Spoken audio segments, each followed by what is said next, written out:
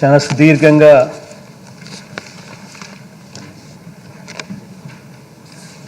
రాజా చాలా సుదీర్ఘంగా వివరణ ఇచ్చాడు.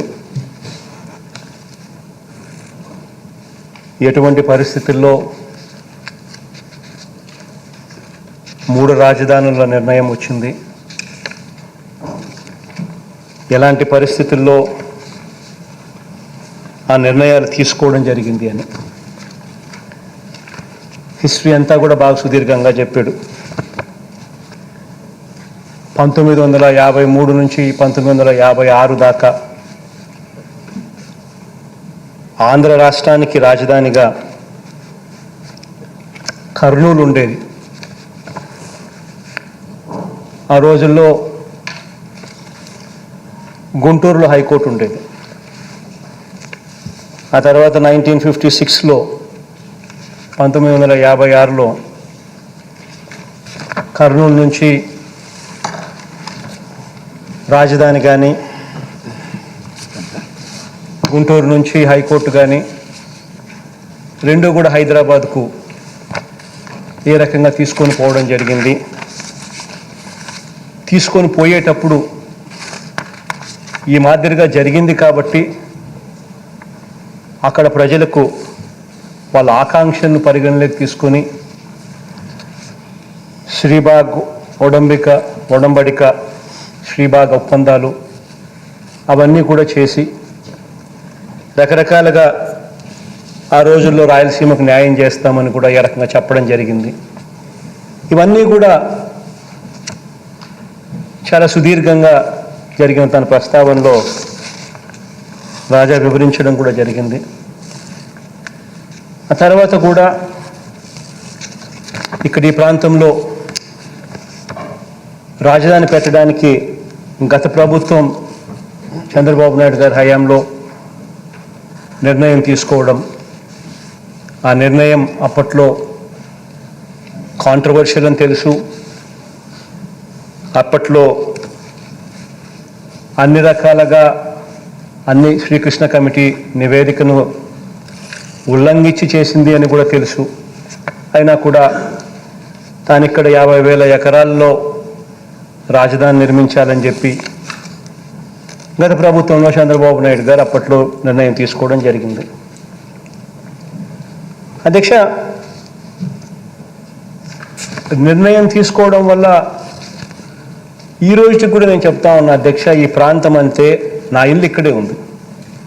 ఈ ప్రాంతం అంటే నాకు ఎటువంటి వ్యతిరేకత లేదు. నా ఇల్లు ఇక్కడే ఉంది. ఇన్ఫ్యాక్ట్ ఈ ప్రాంతం అంటే నాకు ప్రేమ కూడా.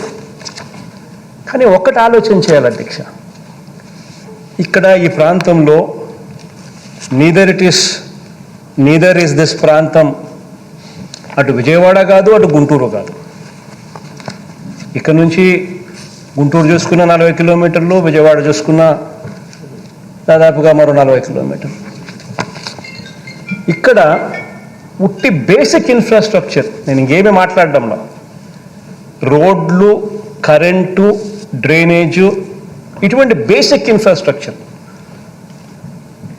ఎస్టాబ్లిష్ చేయడానికి మాత్రమే అయ్యే ఖర్చు వీళ్ళ లెక్కల ప్రకారమే, గత ప్రభుత్వపు లెక్కల ప్రకారమే ఎకరాకు 2 కోట్ల రూపాయలు అని చెప్పి లెక్కేశారు. 50,000 ఎకరాలు ఇంటూ 2 కోట్లు అంటే 1,00,000 కోట్ల రూపాయలు అని చెప్పి లెక్కేశారు అధ్యక్ష.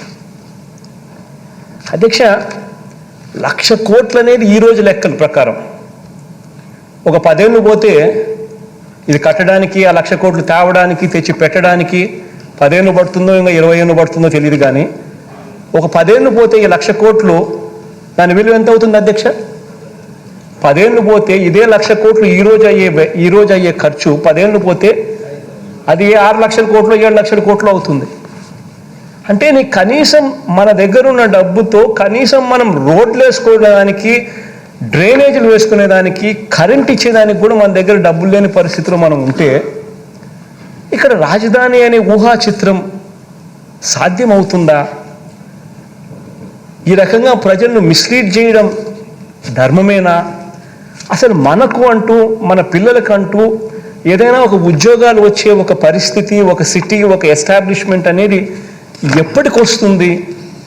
చదువుకున్న మన పిల్లలు ఉద్యోగాల కోసం ఎప్పుడూ కూడా పెద్ద నగరాలైన హైదరాబాద్కో, లేకపోతే పెద్ద నగరాలైన బెంగళూరుకో, లేకపోతే పెద్ద నగరాలైన చెన్నైకో, ఇటువంటి నగరాలకు వెళ్ళాల్సిందేనా? ఎప్పటికీ మనకు మార్పు ఉండదా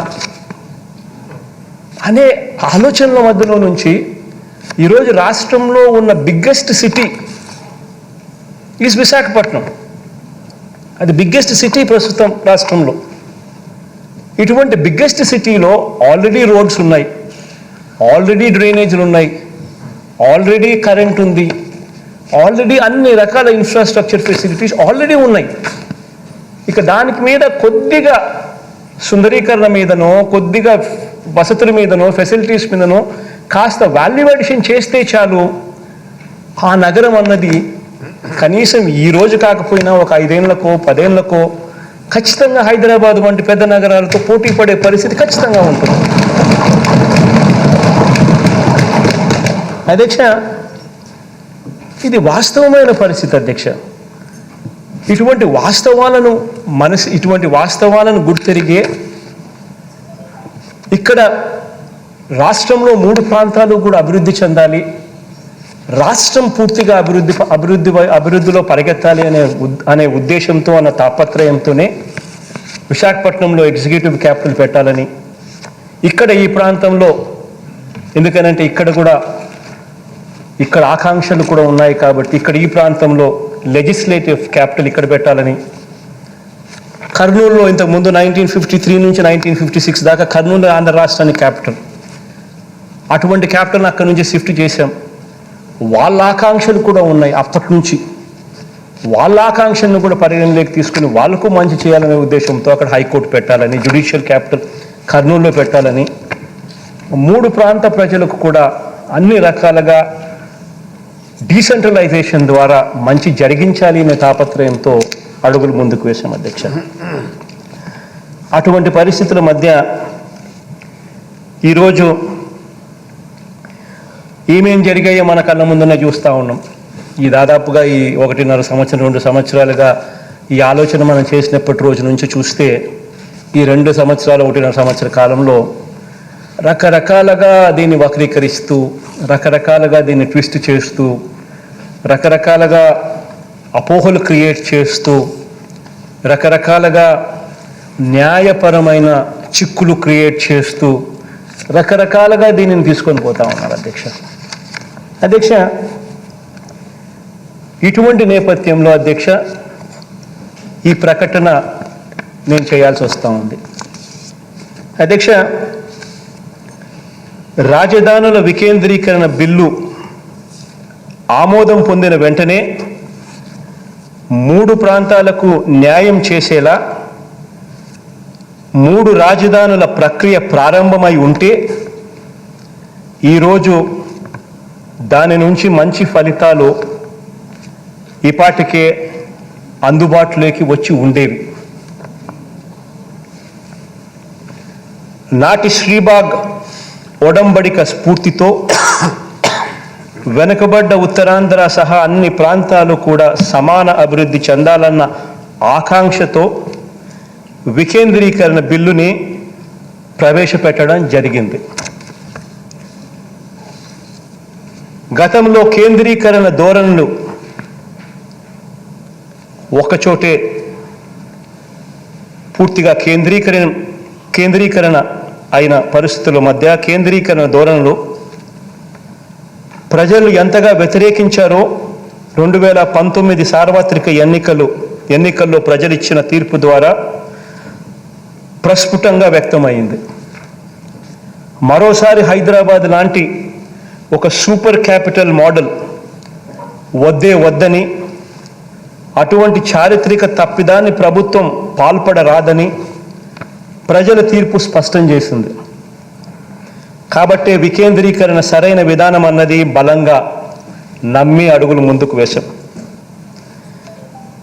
అధ్యక్ష. అన్ని ప్రాంతాలు, అన్ని కులాలు, అన్ని మతాలు, వీరందరి ఆశలు, ఆకాంక్షలు ప్రభుత్వం పరిగణనలోకి తీసుకుంది కాబట్టే వాటిని ఆవిష్కరించింది కాబట్టే మన ప్రభుత్వాన్ని గడిచిన ఈ 2.5 సంవత్సర కాలంలో జరిగిన ఏ ఎన్నికలను తీసుకున్నా కూడా ప్రజలు మనసారా దీవిస్తూ వచ్చారు ఈ ప్రభుత్వాన్ని.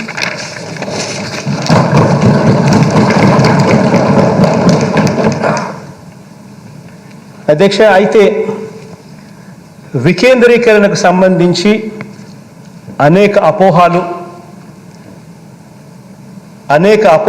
అనేక అనుమానాలు, అనేక కోర్టు కేసులు, న్యాయపరమైన వివాదాలు, దుష్ప్రచారాలు, ఇలా ఈ 2 ఏళ్ల కాలంలో వీటినే ప్రచారాలు చేశారు అధ్యక్ష. అందరికీ న్యాయం చేయాలన్న ప్రభుత్వ సదుద్దేశాన్ని పక్కన పెట్టి కొందరికి అన్యాయం జరుగుతుందన్న వాదనను కూడా కొంతమంది ముందుకు తోయడం కూడా మనం అంతా కూడా మన కళ్ళతో చూసాం. అధ్యక్ష, ఇటువంటి బ్యాక్గ్రౌండ్లో, ఈ నేపథ్యంలో వికేంద్రీకరణ అవసరాన్ని, 3 రాజధానులకు సంబంధించిన బిల్లులోని ప్రభుత్వ సదుద్దేశాన్ని విపులంగా వివరించేందుకు చట్టపరంగా కానీ న్యాయపరంగా కానీ అన్ని సమాధానాలను బిల్లులోనే పొందుపరిచేందుకు, బిల్లుల్ని మరింత మెరుగుపరిచేందుకు, అన్ని ప్రాంతాలకు అందరికీ విస్తృతంగా వివరించేందుకు, ఇంకా ఏమైనా మార్పులు అవసరమైతే వాటిని కూడా పొందుపరిచేందుకు ఇంతకు ముందు ప్రవేశపెట్టిన బిల్లును ప్రభుత్వం వెనక్కి తీసుకుని ఇంతకు ముందు చెప్పిన అన్ని అంశాలను పరిగణలోకి తీసుకొని మళ్ళీ పూర్తి సమగ్రమైన మెరుగైన బిల్లుతో సభ ముందుకు వస్తుంది.